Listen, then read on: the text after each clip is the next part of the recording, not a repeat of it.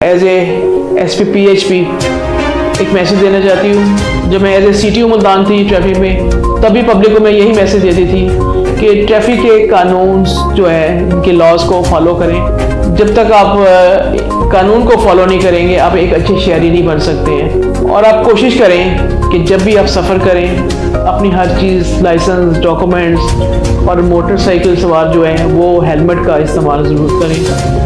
इसके अलावा जैसे सर्दियों में फॉग का स्मॉग होती है, उस पर हेडलाइट्स और फॉग लाइट्स वगैरह वो यूज़ करें आप। इसके अलावा वन व्हीलिंग का मैं स्पेशली आपको मैसेज दूँगी कि वन व्हीलिंग जो है एक बड़ी जानलेवा ये गेम है।